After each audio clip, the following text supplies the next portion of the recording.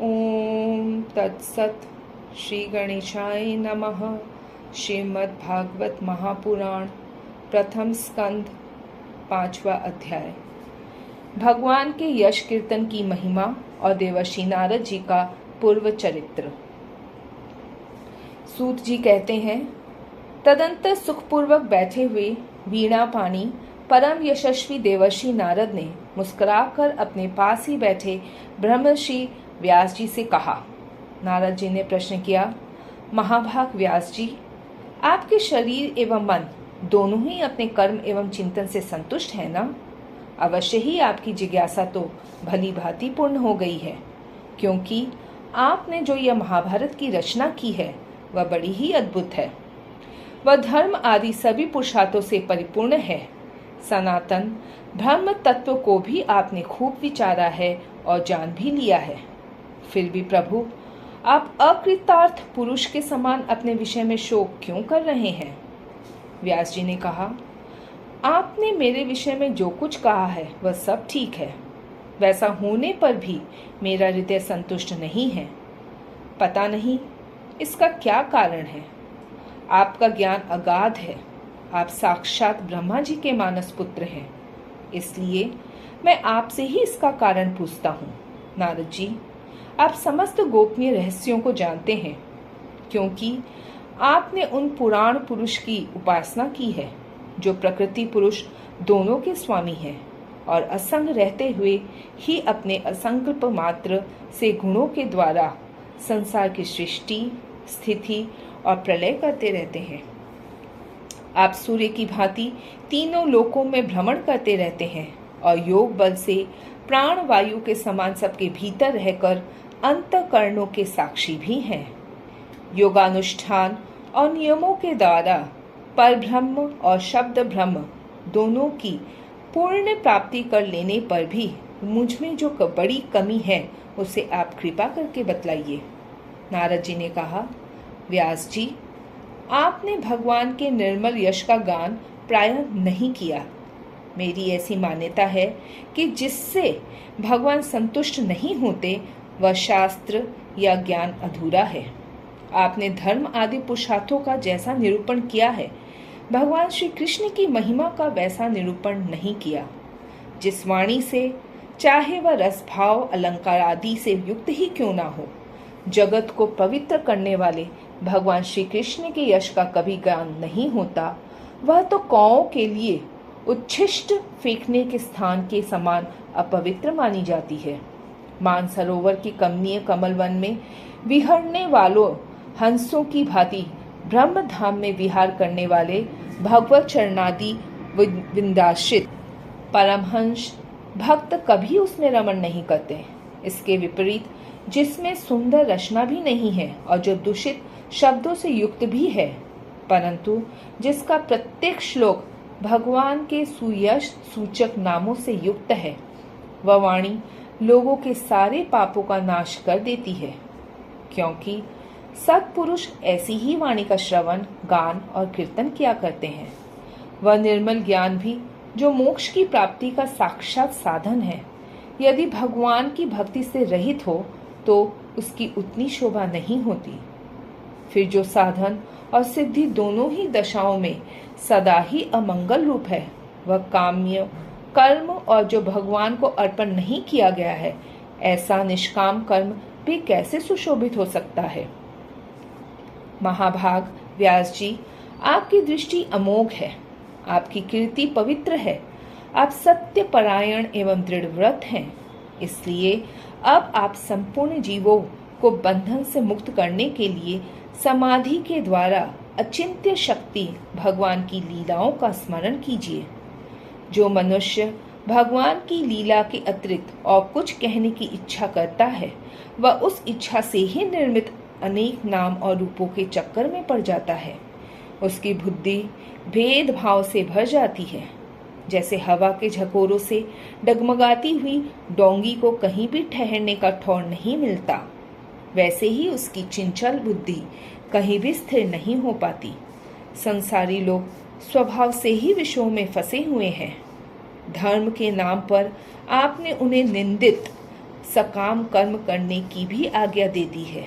यह बहुत ही उल्टी बात हुई, क्योंकि मूर्ख लोग आपके वचनों से पूर्वोक्त निंदित कर्म को ही धर्म मानकर यही मुख्य धर्म है ऐसा निश्चय करके उसका निषेध करने वाले वचनों को ठीक नहीं मानते। भगवान अनंत है। कोई विचारवान ज्ञानी पुरुष ही संसार की ओर से निवृत्त होकर उनके स्वरूप भूत परमानंद का अनुभव कर सकता है। अतः जो लोग परमार्थिक बुद्धि से रहित हैं और गुणों के द्वारा नचाए जा रहे हैं, उनके कल्याण के लिए ही आप भगवान की लीलाओं का सर्वसाधारण के हित की दृष्टि से वर्णन कीजिए। जो मनुष्य अपने धर्म का परित्याग करके भगवान के चरण कमलों का भजन सेवन करता है, भजन परिपक्व हो जाने पर तो बात ही क्या है। यदि इससे पूर्व ही उसका भजन छूट जाए तो क्या कहीं भी उसका कोई अमंगल हो सकता है। परंतु जो भगवान का भजन नहीं करते और केवल स्वधर्म का पालन करते हैं, उन्हें कौन सा लाभ मिलता है। बुद्धिमान मनुष्य को चाहिए कि वह उसी वस्तु की प्राप्ति के लिए प्रयत्न करे जो तिनके से लेकर ब्रह्मा पर्यंत समस्त ऊंची नीची योनियों में कर्मों के फलस्वरूप आने जाने पर भी स्वयं प्राप्त नहीं होती। संसार के विषय सुख तो जैसे बिना चेष्टा के दुख मिलते हैं, वैसे ही कर्म के फल रूप में अचिंत्य गति समय के फेर से सबको सर्वत्र स्वभाव से ही मिल जाते हैं। व्यास जी, जो भगवान श्री कृष्ण के चरणारविंद का सेवक है, वह भजन न करने वाले कर्मी मनुष्यों के समान दैवात कभी बुरा भाव हो जाने पर भी जन्म मृत्यु में संसार में नहीं आता। वह भगवान के चरण कमलों के आलिंगन का स्मरण करके फिर उसे छोड़ना नहीं चाहता। उसे रस का चस्का जो लग चुका है, जिनसे जगत की उत्पत्ति, स्थिति और प्रलय होते हैं, वे भगवान ही इस विश्व के रूप में भी हैं। ऐसा होने पर भी वे इससे विलक्षण हैं। इस बात को आप स्वयं जानते हैं, तथापि मैंने आपको संकेत मात्र कर दिया है। व्यास जी, आपकी दृष्टि अमोघ है। आप इस बात को जानिए कि आप पुरुषोत्तम भगवान के कलावतार हैं। आपने अजन्मा होकर भी जगत के कल्याण के लिए जन्म ग्रहण किया है। इसलिए आप विशेष रूप से भगवान की लीलाओं का कीर्तन कीजिए। विद्वानों ने इस बात का निरूपण किया है कि मनुष्य की तपस्या, वेदाध्ययन, यज्ञानुष्ठान, स्वाध्याय, ज्ञान और दान का एकमात्र प्रयोजन यही है कि पुण्य कीर्ति श्री कृष्ण के गुणों और लीलाओं का वर्णन किया जाए। मुने, पिछले कल्प में आपने पूर्व जन्म में मैं वेदवादी ब्राह्मणों का एक दासी का लड़का था। वे योगी वर्षा ऋतु में एक स्थान पर चातुर्मास्य कर रहे थे। बचपन में ही मैं उनकी सेवा में नियुक्त कर दिया गया था। मैं यद्यपि बालक था, फिर भी किसी प्रकार की चंचलता नहीं करता था।